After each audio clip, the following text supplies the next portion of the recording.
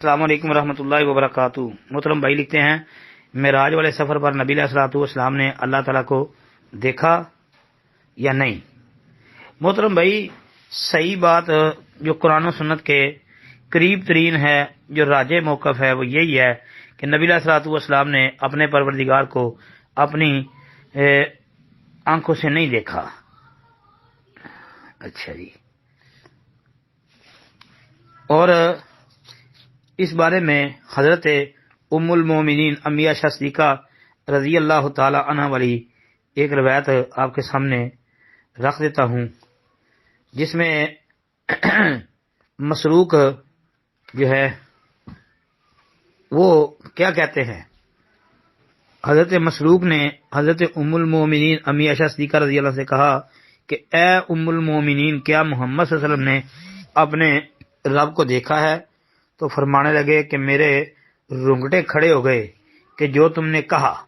پھر فرمانے لگے، ام المومنین، مجھ پر رحم کیجئے اور جلدی نہ کیجئے کہ کیا اللہ تعالیٰ اپنی کتاب میں نہیں فرماتے وَلَقَدْ رَآهُ نَزْلَةً أُخْرَى عِنْدَ سِدْرَةِ الْمُنتَهَى، سورۃ النجم آیت نمبر 13-14 میں۔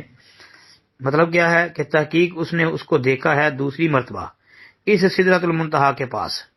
تو امی عائشہ صدیقہ فرمانے لگی رضی اللہ عنہا، اس چیز کو سب سے زیادہ میں ہی جانتی ہوں۔ مطلب کہ تحقیق اس بارے میں نے نبی علیہ الصلوۃ والسلام سے سوال کیا تھا، تو آپ علیہ الصلوۃ والسلام نے فرمایا کہ میں نے حضرت جبرائیل علیہ الصلوۃ والسلام کو اپنی اصلی صورت میں 2 بار دیکھا ہے۔ اس کے 600 پر ہیں اور اس نے افق کو ڈانپ رکھا ہے، مطلب آسمان کے کنارے کو۔ پھر فرمانے لگی 3 ایسی چیزیں ہیں، امی عائشہ فرمانے لگی کہ 3 ایسی چیزیں ہیں جس نے وہ تمہیں بیان کی تو تحقیق اس نے اللہ پر جھوٹ باندھا۔ جس نے تمہیں یہ بات بتائی کہ حضرت محمد صلی اللہ علیہ وسلم نے اپنے رب کو دیکھا ہے تو تحقیق اس نے اللہ پر جھوٹ باندھا ہے۔ پھر یہ آیہ مبارکہ جو ہے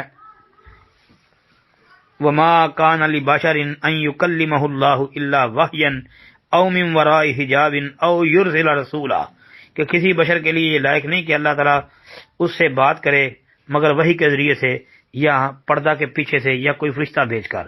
اور دوسری یہ آیت تلاوت فرمائی لا تدرکہ الابصار وہو یدرک الابصار، اس اللہ کو لوگوں کی نظریں نہیں پا سکتی حالانکہ وہ اللہ ان نظروں کا ادراک کر لیتا ہے۔ پھر فرمانے لگی اور جس نے تمہیں یہ بات بیان کی کہ محمد صلی اللہ علیہ وسلم غیب جانتے ہیں تو تحقیق اس نے بھی اللہ پر جھوٹ باندھا۔